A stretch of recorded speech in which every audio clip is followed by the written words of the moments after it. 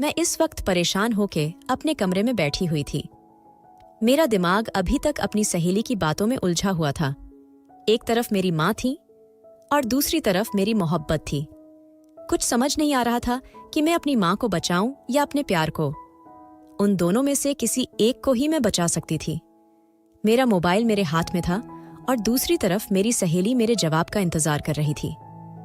आधी रात तक मैं इसी बारे में सोचती रही और फिर मैं एक फैसले पर पहुंच गई कि अगर मैंने अपनी माँ को खो दिया तो मैं कभी भी खुद को शायद माफ नहीं कर पाऊंगी। फिर मैंने अपनी सहेली का नंबर मिला लिया था। उससे मैंने अपना फैसला सुना दिया। मेरी बात सुनकर वह बहुत खुश हुई और मुझे कहने लगी कि मुझे तुमसे इसी समझदारी की उम्मीद थी। उसने मुझसे कहा कि मैं तुम्हें सोते नहीं अपनी बहन बनाकर लेकर जाऊंगी, तुम्हारा बहुत ख्याल रखूंगी।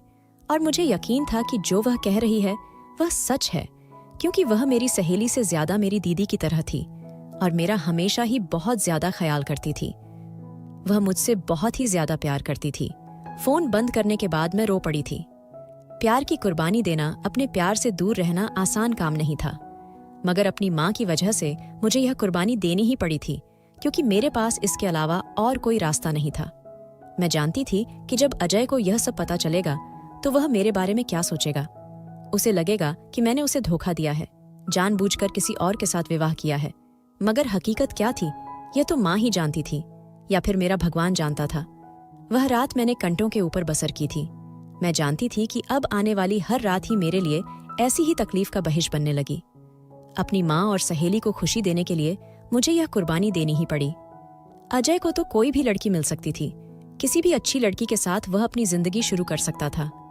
मगर मेरी माँ को कुछ हो जाता, मैं उन्हें खो देती, तो मैं कभी भी खुद को माफ नहीं कर सकती थी। उनके बगैर मैं कैसे जी पाती। यही सोचते सोचते मैं भी सो गई थी और फिर अगले दिन अपनी माँ के बुलाने पर ही मेरी आंख खुली थी। आज भी उनकी तबीयत खराब थी। मैं उन्हें अस्पताल लेकर आ गई थी। डॉक्टर ने चेक करके कहा कि उनकी सेहत तो रोज ब रोज खराब हो रही है। मैं जब उन्हें लेकर वापस घर आई तो मेरी सहेली अपने पति के साथ घर में मौजूद थे और उन दोनों ने मेरे फैसले को पसंद किया था। मेरी सहेली के पति जल्द ही मुझसे शादी करना चाहते थे और फिर मैंने दिल पर पत्थर रखकर उनके साथ विवाह के लिए हाँ कर दी थी। जब मेरी माँ को यह बात पता चली तो उन्होंने मुझे इस बात से दूर रहने को कहा, क्योंकि उन्हें पता था कि मैं और अजय एक दूसरे को पसंद करते थे। तभी वह मेरे इस फैसले पर हैरान थी, मगर कोई भी मेरा यह फैसला बदल नहीं सका था। मुझे इस बात पर कोई पछतावा नहीं था कि मेरी माँ की जिंदगी सबसे बढ़कर अजीज थी। मुझे इस ज्यासी कितने प्रेम को छोड़कर अपनी माँ पर वार सकती थी। अजय मुझसे नाराज होकर वहां से चला गया था। उसका कहना था कि मैं उसके बिना खुश नहीं रह सकती। यह बात तो मैं भी जानती थी कि मैं उसके बिना खुश नहीं रह सकती। मैं उससे दूर रहकर भी उसे याद करने वाली थी। मैं इस वक्त अपने पति के कमरे में उनका इंतजार कर रही थी। मैं रूपा के बारे में सोच रही थी कि उसके लिए यह कितना मुश्किल होगा अपने पति को खुद ही किसी और लड़की के हवाले करना।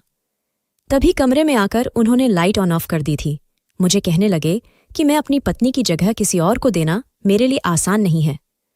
तुम भी इस बात को समझ जाओ और कपड़े बदलकर इधर आओ।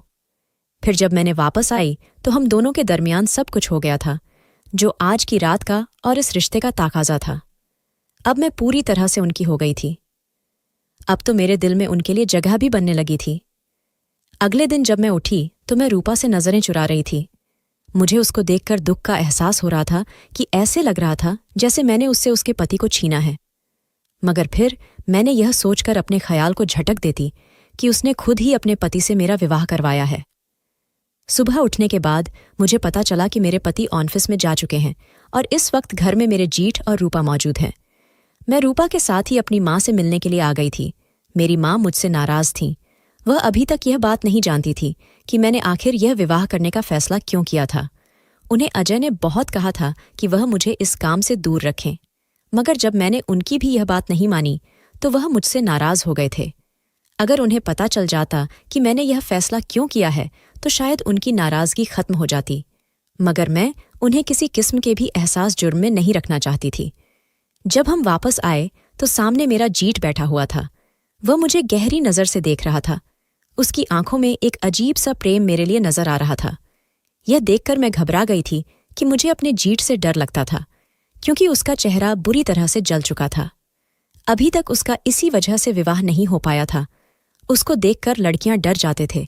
उसका रुपया पैसा भी उसके किसी काम नहीं आया था, क्योंकि न उसका चेहरा ठीक हुआ था और न ही कोई लड़की उसके पैसे की वजह से उससे विवाह करने के लिए थी। वह अकेले ही जिंदगी गुजार रहा था। उसे हमेशा देखकर मुझे उसे पर तरस आता था, मगर इस वक्त वह मुझे जिन नजरों से देख रहा था उन्हें देखकर मैं डर गई थी। रूपा काफी देर से मेरे चेहरे को देखती रही, फिर मुझे कहने लगी कि तुम रवि को देखकर दर्द क्यों जाती हो? वह बहुत अच्छा है। पता नहीं क्यों उसे देखकर मुझे डर लग जाता है। इसका चेहरा क्या सारी जिंदगी ऐसे ही रहेगा? यह ठीक नहीं हो सकता। रूपा उदास हो गई, तब कहने लगे कि इन लोगों ने बहुत कोशिश की है, मगर इसका इलाज मुमकिन नहीं हो सका। बात तब खत्म हो गई थी। मैं सोचती थी कि रूपा का दिल कितना बड़ा था कि उसने अपना पति मेरे हवाले कर दिया था। क्या उसे औलाद की इस कदर दिल में चाहत थी कि वह इतनी बड़ी कुर्बानी भी दे सकती थी? मेरे पति रोजाना कमरे में आने के बाद लाइट ऑन ऑफ कर दिया करते थे। उनका कहना था कि मैं रूपा की जगह किसी और को कभी भी नहीं दे सकता, इसलिए जब तक ऐसा चलता है चलने दो। जब तक मैं नॉर्मल नहीं हो जाता तुम यह सब बर्दाश्त करो। मुझे भी इस बात पर कोई आतिराज नहीं था। रूपा की तबीयत भी कई दिनों से खराब थी। मैंने उसे बहुत कहा कि मैं तुम्हें डॉक्टर के पास लेकर जाती हूं, मगर उसने मेरी बात नहीं मानी और फिर शाम को जब मेरे पति घर आए तो वह उनके साथ डॉक्टर के पास गई। यह देखकर मुझे बहुत अजीब सा एहसास हुआ था। आज रात को मैं उसको देखने के लिए उसके कमरे में आ गई।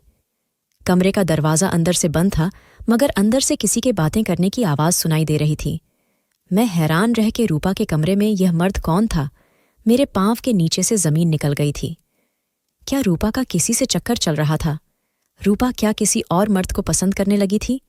जब भी उसने अपने पति की दूसरा विवाह करवा दिया था, तभी उसने अपने पति को मेरे हवाले किया, वरना वह क्यों ऐसा कर सकते थे? मैंने कमरे का दरवाज़ा खोलने की कोशिश की, मगर कमरे का दरवाज़ा अंदर से बंद था। फिर मैं सोचते हुए अपने कमरे में वापस आ गई थी। रूपा ऐसे कैसे कर सकते थे? वह तो अपने पति से बहुत मोहब्बत करती थी। मुझे कुछ समझ नहीं आ रहा था, यह सब क्या है? अब हर दूसरे तीसरे दिन मैं जब भी अपने कमरे से बाहर निकलती तो रूपा के कमरे से आवाज़ सुनाई दे रही होती थी। मुझे अंदाज़ा हो गया था कि उसका सच में ही किसी के साथ चक्कर चल रहा था। और फिर मैं अपने पति को यह बात बताना चाहती थी, मगर रूपा मेरी सहेली थी। मैं उसके साथ ऐसा कैसे कर सकती थी? मैंने सोचा कि मुझे रूपा को समझाना चाहिए कि अपने पति को धोखा मत दो। उसकी तबीयत ठीक होने के बजाय खराब हो रही थी और उसे इस बात की कोई फिक्र भी नहीं थी। वह बहुत कुछ खाती थी, जो कुछ भी हो उल्टी हो जाती थी, मगर वह इस बात को नॉर्मल अंदाज में ले रही थी, जैसे यह कोई फिक्र की बात ही न हो। मुझे बहुत परेशानी थी। मेरे पति हर रात मुझसे ऐसे प्रेम जता था जैसे वह कभी रूपा से कोई ताल्लुक ही न हो। मैं अपने पति को कहती थी कि आपको रूपा को भी टाइम देना चाहिए, आपको उसके कमरे में भी जाना चाहिए, मगर वह कहते कि इतने साल से मैं उसी को ही तो वक्त दे रहा हूं। हमारी नई नई शादी हुई है और हमें एक साथ ज्यादा से ज्यादा वक्त गुजारना चाहिए। उनकी बात सुनकर मैं खामोश हो जाती थी और फिर मैंने रूपा से पूछा कि रात को तुम्हारे कमरे में कौन था? तुम किससे बात कर रही थी? जानती हो, अगर पति को पता चल गया तो क्या होगा? रूपा के चेहरे का रंग बदल गया। वह मुझे कहने लगी, यह बात किसी को भी मत बताना। यह सुनकर मुझे बहुत गुस्सा आया। मैं उसे कहने लगी कि मैं तो किसी को भी नहीं बताऊंगी, लेकिन अगर खुद से तुम्हारे पति को पता चल गया तो जानती हो क्या होगा? वह तुम्हें अपनी जिंदगी से निकाल देगा। रात को सोते हुए मैंने अजीब सा ख्वाब देखा था, जिसे देखकर मैं डर गई थी। मैंने अपने पति की तरफ देखा। वह सो रहा था। मुझे अंधेरे में बहुत डर लग रहा था, इसीलिए मैंने कमरे की लाइट ऑन कर दी। लाइट का ऑन करना ही था कि मेरे पति हर भरा कर उठ बैठे। अब जब मेरे उनके चेहरे पर नजर पड़ी तो मैं बुरी तरह से चीख पड़ी थी, क्योंकि मेरे सामने मेरे पति का... मैं छोटी सी थी जब मेरे पिताजी का इंतकाल हो गया था। मेरी माँ ने ही मुझे पाला था। उन्होंने मेरा बहुत ख्याल रखा था। उनके लिए मैं ही सबसे बढ़कर थी। मेरी खुशी से ज्यादा तो उन्हें कुछ भी अच्छा नहीं था, और मैं भी उन्हें कुछ करने के लिए हर वह काम करती थी जो वो मुझे कहती थी। अपने स्कूल में मैं सबसे अच्छे नंबर लेती थी। मोहल्ले में भी किसी बच्चे से लड़ाई नहीं करती थी, किसी से झगड़ा नहीं करती थी, और न ही कभी मेरी माँ जी को शिकायत मिली थी। दिल यूं ही दिन बिताते जा रहे थे। अब मैं कॉलेज की तालीम मुकम्मल कर चुकी थी और अब मैं एक कंपनी में नौकरी कर रही थी। मेरी माँ अब बूढ़ी हो गई थी। अब वह बहुत ही ज्यादा बीमार रहने लगी थी। मैं जब भी उन्हें डॉक्टर के पास लेकर जाने की बात करती तो मुझे यह कहकर टाल देती, मैं बिल्कुल ठीक हूं, दवा लेने से मैं ठीक हो जाऊंगी। यह सुनकर मैं काफी मुब्तला हो जाती थी। उन्हें कहती कि जब तक वह डॉक्टर के पास नहीं जाएंगी तब तक ठीक कैसे होंगी। मगर माँ जी को यह बात समझ में नहीं आती थी। इन्हीं दिनों मेरी अजय के साथ मुलाकात हुई थी। वह भी मेरी ही कंपनी में नौकरी करता था। वह एक गरीब लड़का था, मगर वह मेरे साथ बहुत अच्छा था, मेरा बहुत ख्याल रखता था, जिसकी वजह से मैं उसके प्रेम में मुब्तला हो गई थी। हम दोनों का ही विवाह करने का इरादा था। वह भी आज कल के लड़कों की तरह टाइम पास नहीं था। वह भी मेरे साथ बहुत ही ज्यादा मुखलिस था। हम दोनों का एक साथ वक्त अच्छा गुजरता था। हम दोनों ने 7 जन्म एक साथ गुजारने के वादे किए थे और मुझे यकीन था कि हम दोनों हमेशा एक साथ ही रहेंगे। मैंने अपनी माँ जी को भी अजय से मिलवाया था। उन्हें भी अजय बहुत पसंद था और वह मुझे कहती थी कि तुम दोनों जल्दी से विवाह कर लो। मैं भी जल्द ही फैसला करना चाहती थी। इन्हीं दिनों मेरी सहेली रूपा जब भी यहाँ आती थी वह बहुत ही ज्यादा उदास रहती थी। उसकी शादी को 5 साल गुजर चुके थे और जब मैं उससे उसकी उदासी का सबब पूछती तो वह रोते हुए कहती कि अभी तक मेरे बच्चे नहीं हैं, जिसकी वजह से मुझे लोगों से बहुत बातें सुनने को मिलती हैं। तब मैं उसे तसल्ली देती कि सब कुछ ठीक हो जाएगा, भगवान तुम्हें सब कुछ अदा करेगा जो तुम चाहती हो। एक दिन जब माताजी की तबीयत ज्यादा खराब हो गई और वह खून की उल्टियां कर रही थीं, तो ये सब देखकर मैं बुरी तरह से डर गई थी। तभी मैंने अजय को कॉल करके घर पे बुलाया और उसके साथ मिलकर अपनी माताजी को मैं अस्पताल में लेकर गई। फिर डॉक्टर भी ये सब देखकर घबरा गए थे। उन्होंने मेरी माताजी को अस्पताल में ही दाखिल कर लिया। मैं बुरी तरह से परेशान थी कि न जाने मेरी माताजी को क्या हो गया है, वह कब तक ठीक होंगी। अगले ही दिन जब रिपोर्ट्स आईं, उन्हें देखकर मैं फूट फूट कर रो पड़ी थी, क्योंकि माताजी को कैंसर था और अभी उनका इलाज मुमकिन था, मगर ये इलाज बहुत ही ज्यादा महंगा था। इसके लिए बहुत से पैसे चाहिए थे, जो कि मेरे पास नहीं थे। मैं बहुत परेशान थी, मैं क्या करूं। आज रूपा मेरे पास आई तो वह बहुत खुश लग रही थी, मगर जब उसने मेरे चेहरे पर नजर डाली तो वह परेशान हो गई और मुझसे जब उसने मेरी उदासी के बारे में पूछा तो मैंने उसे सारी बात बताई। मैं अब बुरी तरह से रोना शुरू हो गई थी। वह मुझे कहने लगे कि मैं तुम्हारे लिए कुछ करने की कोशिश करते हूं। नहीं नहीं, तुम अपने पति से या जेठ से पैसे मांगोगी तो यह चीज मुझे अच्छी नहीं लगेगी, क्योंकि तुम मेरी दीदी जैसी हो और मैं नहीं चाहती कि मेरी वजह से तुम्हारा पति तुम्हें किसी बात पर दानत दे। रूपा यहां से वापस चली गई थी और फिर अगले दिन जब आई तो उसने एक ऐसी अनोखी बात की जिसे सुनकर मैं बेयकीनी नजरों से उसे देखती रही। तब वह मुझसे नजर छुराकर कहने लगी कि इसमें तुम्हारा भी फायदा है।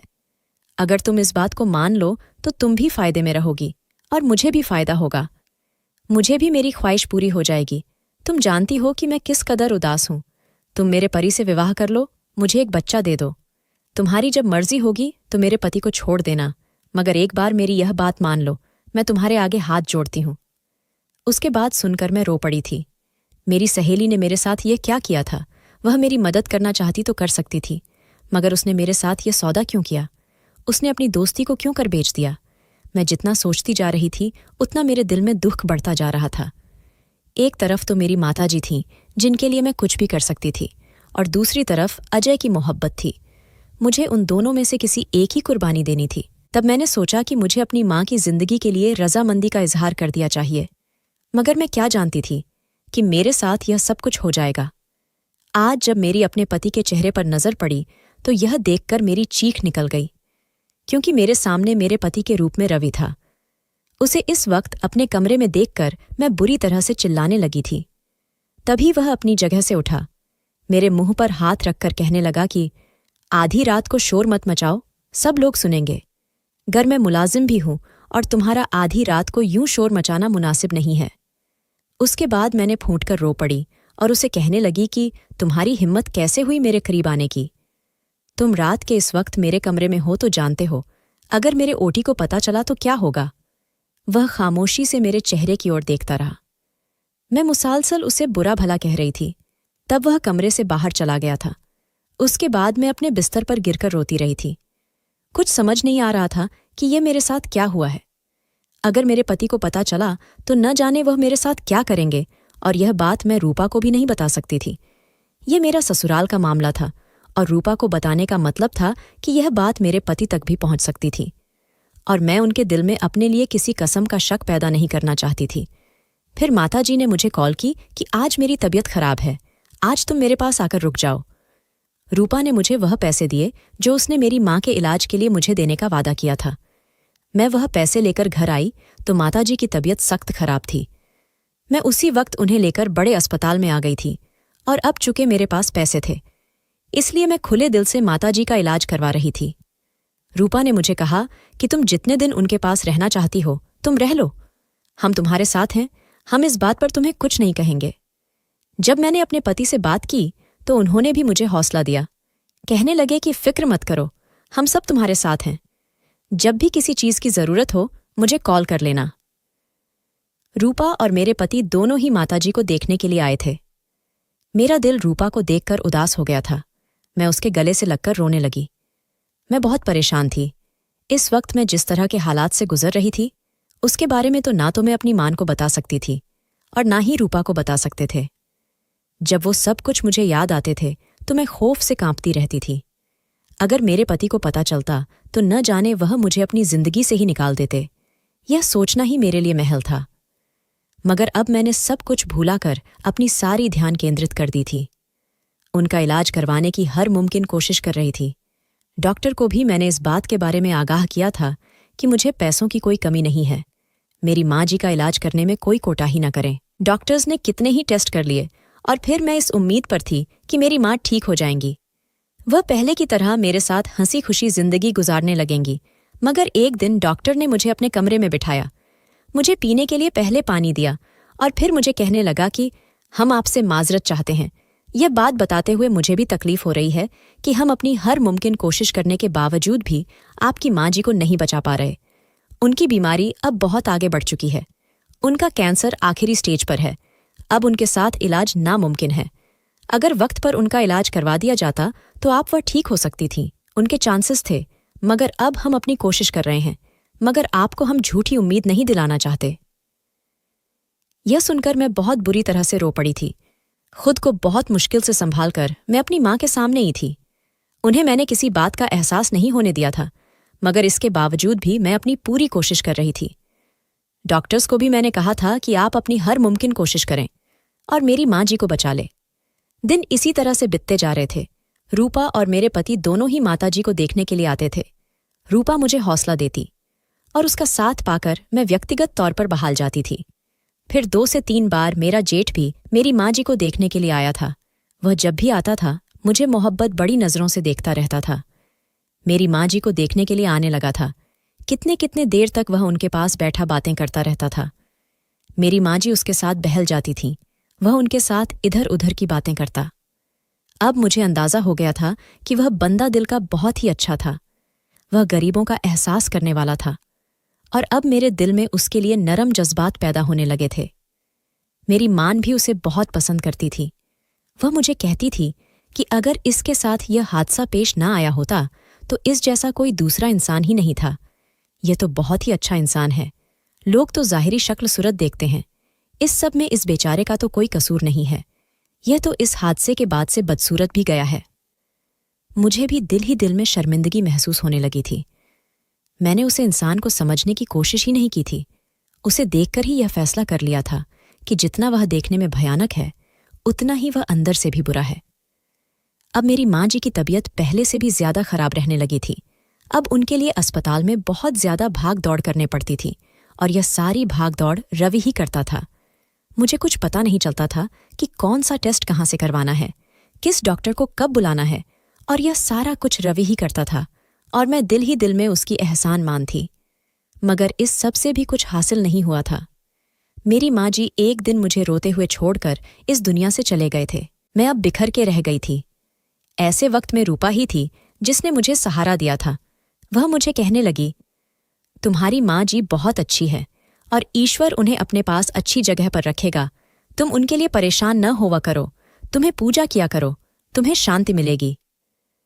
मैं फिर ज्यादातर वक्त पूजा में गुजारने लगी थी ताकि मेरे दिल को इत्मीनान हो, मेरे दिल को भी सुकून हो सके। काफी दिन से मैं माँ के घर में ही थी।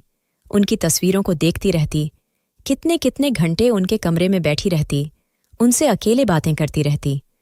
मुझे ऐसे लगने लगा था कि मैं पागल हो जाऊंगी। ऐसे में रूपा और मेरे पति घर में आते, वह मुझे हौसला देते, साथ चलने के लिए कहते, और मैं उन्हें कुछ दिन बाद आने का कहकर टाल दी करती थी। मेरा जेठ भी रोजाना घर में आने लगा था। कितने कितने घंटे बैठा रहता था, मेरे चेहरे की तरफ देखता रहता था, मगर मैं उसकी अच्छाई की कयाल होने के बावजूद भी उसके चेहरे की तरफ नहीं देख पाती थी, क्योंकि उसे देखकर मुझे खौफ का एहसास होता था। वह इस चीज को समझते हुए भी मेरे पास काफी सारा समय गुजारकर वहां से चला जाता था। अब मैंने रूपा में एक अजीब सी तब्दीली नोट की थी। उसका जिस्म बड़ा बड़ा सा लगने लगा था और वह पहले से खुश रहने लगी थी। मेरे पति भी बहुत खुश रहने लगे थे। मैं जब रूपा से इस बात की वजह पूछती तो वह मुझे टाल दिया करती। ना जाने मुझे ऐसा क्यों लगता था जैसे वह मुझसे कुछ छुपा रही थी। कोई ऐसी बात थी जो मेरे सामने होते हुए भी मुझे नजर नहीं आ रही थी, मगर वह बात किया था। मुझे यह समझ ही नहीं आ रहा था। अब जब काफी सारे दिन बीत गए तो मैंने वापस जाने के बारे में सोच लिया था। फिर फैसला कर लिया था कि अब मुझे अपने घर जाना ही पड़ेगा। मुझे दिल ही दिल में इस बात का भी दुख था कि मैंने शादी करने में जल्दी कर दी थी। ये शादी तो मैंने अपनी माँ की वजह से की थी, मगर ऐसा करके भी उनकी जान नहीं बचा पाई थी। अगर मैं आज रूपा के पति के साथ शादी ना करती तो आज फिर मैं अजय को हासिल कर सकती थी। आज हम दोनों एक साथ जिंदगी गुजार सकते थे, मगर अब तो ऐसा मुमकिन ही नहीं था। और फिर कुछ दिन के बाद जब मैं घर आई तो पूजा ने मुझे कुछ दिल्ली से घर में वेलकम किया था। अब फिर से रूटीन की जिंदगी शुरू हो गई थी। अभी भी मेरे पति कमरे में आने के बाद लाइट ऑन ऑफ कर दिया करते थे, मगर चूंकि उस दिन का खौफ मुझ में सवार था, उसके बाद से मैं डर गई थी। इसलिए मैंने अपने पति को साफ तौर पर कह दिया कि आज के बाद मैं कमरे के लाइट ऑन ऑफ नहीं करूंगी। यह सुनकर वह हैरान रह गए। तब मैंने उन्हें बताया कि मेरे साथ एक ऐसा हादसा गुजर चुका है जो मैं चाहकर भी आपको नहीं बता सकती, मगर आपसे यह मेरी दरख्वास्त है कि आप मुझसे कभी पूछेंगे भी नहीं। और फिर मेरे पति कमरे से बाहर चले गए थे। उसके बाद 2 दिन गुजर गए थे। अभी तक मेरे पति रात को कमरे में नहीं आए। इस बात पर मुझे खैरात होती थी कि आखिर उन्हें लाइट ऑन ऑफ करने की बात पर एतराज क्यों था। मुझे दिल ही दिल में शक होने लगा था कि कहीं कुछ गलत तो नहीं था जो कुछ उस दिन मैंने देखा था। वह क्या था? मेरा जेठ उस दिन इस कमरे में क्या कर रहा था? कहीं ऐसा तो नहीं कि रोजाना मेरा जेठ ही पति के बजाय मेरे कमरे में आ जाता हो? यह सोचकर मैं कानों कान रह गई। नहीं, ऐसा नहीं हो सकता। और फिर कुछ दिनों से मेरी तबीयत भी खराब रहने लगी थी। मैं रूपा के साथ डॉक्टर के पास आई तो वह मुझे चेकअप करने के बाद रूपा से कहने लगी कि भगवान ने चाहा तो वह आप दोनों को बेटा अता करेगा, और आपको देखकर साफ अंदाज हो रहा है कि आपका बेटा ही होगा। यह सुनकर मेरा मुंह खुले का खुला रह गया था। रूपा की तरफ देखा तो उसके चेहरे का रंग बदल गया था। रूपा घबरा गई थी। मैंने रूपा से पूछा कि डॉक्टर ये सब क्या कह रही है? वह मुझे कहने लगी कि तुम घर चलो, मैं तुम्हें घर जाकर सब बताती हूँ। जब तक हम लोग घर आए मैं यही सब कुछ सोचते सोचते परेशान हो गई थी। घर आने के बाद रूपा कहने लगी कि डॉक्टर को गलतफहमी हुई होगी। वह न जाने किस वजह से यह बात कह रही थी। हालांकि वह जानती है कि मेरी शादी को तो इतने साल गुजर चुके हैं और अभी तक मेरे बच्चे नहीं हैं। उसकी बात सुनकर खामोश हो गए थे। कुछ दिनों के बाद से रूपा की तबीयत ऐसी हो गई थी जिससे मैं चाहकर भी नजरअंदाज नहीं कर सकती थी। उसका पेट बाहर निकलने लगा था और उसकी खुशी देखकर अंदाजा होता था कि यकीनन उसकी बड़ी ख्वाहिश पूरी होने वाली थी। शायद वह मां बनने वाली थी, मगर वह मुझसे यह बात क्यों छुपा रही थी? मुझे इस बात की कुछ समझ नहीं आ रही थी। एक दिन मैंने उसे अपने पति से बात करते हुए सुन लिया तो मैं सीधा उनके कमरे में गई और उन्हें कहने लगी कि मुझे आखिर सच सच बताओ, यह सब क्या ड्रामा है? तुमने मुझसे यह बात क्यों छुपाई कि तुम मां बनने वाली हो? अगर तुम्हें औलाद की खुशी मिलने वाली थी तो तुमने अपने पति की शादी मुझसे क्यों करवाई? मेरी बात सुनकर वह दोनों एक दूसरे को देखने लगे। तभी रूपा कहने लगी कि हम इससे ज्यादा वक्त तक सच नहीं छुपा सकते। एक न एक दिन तो उसे सच पता चलना ही था, तो क्यों ना आज ही हम इसे सारी सच्चाई बता दें। उनकी बात सुनकर मैं हैरान रह गई। मुझे ऐसे लगने लगा था जैसे वह मुझे कोई ऐसी बात बताने वाली है जिसे सुनकर मुझे शदीद धचका लगेगा। तब उन दोनों ने मुझे अपने पास बैठने को कहा। जब मैं उनके सामने बैठ गई तो वह कहने लगे कि रवि छोटा सा था तो वह बहुत ही प्यारा बच्चा था। वह घोड़ा चीता सा था, उसे देखकर हर कोई उससे प्यार करता था। एक दिन वह बापू के साथ मेले पर गया था और फिर बापू के हाथ से उसने अपना हाथ छुड़ा लिया था। वह वहां से भागने लगा था। वह एक जगह पर ठोकर खाकर गिर गया था। उसका चेहरा जलते हुए तेल की कढ़ाई में जा लगा था, जिसकी वजह से उसका चेहरा बुरी तरह से झुलस गया था। उसी वक्त उसे डॉक्टर के पास लेकर जाया गया। उसके चेहरे का इलाज करवाने की कोशिश की गई, मगर उसका चेहरा ठीक नहीं हो सका। डॉक्टर का कहना था कि वक्त गुजरने के साथ साथ जब वह बड़ा हो जाएगा तो सर्जरी की मदद से उसका चेहरा ठीक किया जा सकता है। यह सुनकर दोनों माँ पिता हमोहोश हो गए थे कि उनके पास डॉक्टर की बात मानने के अलावा और कोई चारा नहीं बचा था। मगर बड़ा होने पर भी जब उसे सर्जरी के लिए लेकर गया तो तब भी तमाम डॉक्टर्स ने मजरत कर ली थी। उनका कहना था कि रवि का चेहरा अब कभी भी ठीक नहीं हो सकता। सर्जरी करवाई गई तो उसका चेहरा मज़ीद बिगड़ सकता है। और यह सुनकर हम सभी परेशान हो गए थे। रवि का कहना था कि वह जैसा भी नजर आता है वह ठीक है, उसे खुद को बदलने की जरूरत नहीं है, मगर हर किसी की सोच ऐसी नहीं होती। उसके लिए रिश्ता देखा जाता था तो लड़की उसे देखकर इनकार कर देती थी। उसका रुपया पैसा मर्तबा कोई भी उसके काम नहीं आया था। उसकी शक्लो सूरत को बुनियाद बनाकर लड़कियां उसे देखकर नफरत से मुंह मोड़ लिया करती थीं। यहां तक कि उसे एक लड़की से बेतहाशा प्रेम भी हो गया था। वह लड़की के लिए जान भी दे सकता था, मगर वह लड़की उसकी शक्ल देखने के लिए तैयार नहीं थी। हमारी शादी पर ही उसने तुम्हें देखा तो तुम्हें देखते ही तुम पर दिल हार गया था। वह तुमसे शादी करना चाहता था, मगर हम लोग जानते थे कि तुम भी बाकी लड़कियों की तरह उसे देखकर ही नजर फेर लोगी। तुम्हारे बारे में पता था कि तुम अजय को पसंद करती थी और यकीनन तुम दोनों शादी भी करने वाले थे। मैं जब भी रूपा से तुम्हारे बारे में इस चीज के लिए कहता तो यह बताई कि तुम कभी भी नहीं मानोगे। आप कोई और लड़की अपने भाई के लिए देख ले। और फिर उसे दिन जब रूपा ने मुझे तुम्हारे मास्टर जी के बारे में बताया तो मेरे जहन में यह ख्याल आया कि मैंने रूपा से कहा कि वह तुमसे बात करें, कि तुम्हें वह इस तरह से ट्रैप करने की कोशिश करें। हो सकता है कि यूं तुम हमारी बातों में आ जाओ, और ऐसा ही हुआ था जैसा मैंने सोचा था। रूपा ने तुम्हें जज्बाती तौर पर ब्लैकमेल किया था, क्योंकि इस वक्त तुम खुद भी जज्बाती हालत से गुजर रही थी। तुम जज्बत में बहक कर यह फैसला कर गई थी कि तुम यह चाहने लगी थी, क्या तुम अपनी सहेली को खुशी दो? अगर रूपा की जिंदगी में तुम्हारी वजह से बाहर आ रही है तो तुम इसकी मदद करो। मैंने रूपा को खुद ही इस बात से मना किया था कि वह तुमसे रवि के बजाय मेरा जिक्र करें, और ऐसा ही हुआ, क्योंकि इन दिनों हमें औलाद की खुशी की खबर मिल गई थी। और फिर मैंने रूपा को खुद ही मना कर दिया कि वह तुम्हें यह बात न बताए। उसे दिन जब तुमने रवि को देख लिया तो तब हमें इस बात का डर था कि तुम शायद कभी दोबारा वापस न आओ। शायद तुम हकीकत तक पहुंच जाओ, मगर तुम सच जानकर भी उससे अनजान रही थी। अब मजीद तुमसे इस सच को नहीं छुपा सकते। तुम्हारी शादी मुझसे नहीं बल्कि रवि के साथ हुई है, और यह हकीकत तुम्हारी माँ जी भी जानती थी। यह सब सुनकर मेरा मुंह खुले का खुला रह गया था। मुझे बिल्कुल भी यकीन नहीं आ रहा था कि मेरे साथ यह सब क्या हुआ था, और मुझे रूपा पर गुस्सा था कि वह मुझे सच बता सकती थी। मैं उस वक्त इस कदर मजबूर थी कि मैं कोई भी फैसला कर सकती थी, उसके जेठ के साथ शादी कर सकती थी, और फिर मैंने इस हकीकत को तो तस्लीम कर लिया था। वैसे भी मैं यह जान गई थी कि ज़ाहिरी शक्ल सूरत कुछ भी नहीं होता, इंसान का दिल अच्छा होना चाहिए। यकीनन मेरे पति का दिल बहुत अच्छा था, वह मेरा बहुत ख्याल भी रखते थे, और मेरी माँ जी भी तो उन्हें पसंद करती थी।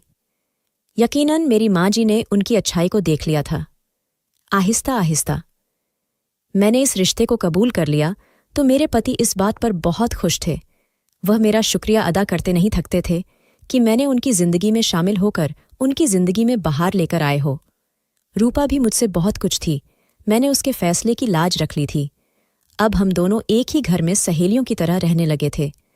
कुछ समय के बाद भगवान ने हम दोनों को बेटों से नवाज दिया था, और हम दोनों इस बात पर खुश थे कि हमारी जिंदगी मुकम्मल हो गई थी। मेरे जिंदगी में जो भी कमी थे वह दूर हो गई थे, और अब मेरे दिल में किसी के साम का कोई मलाल नहीं था।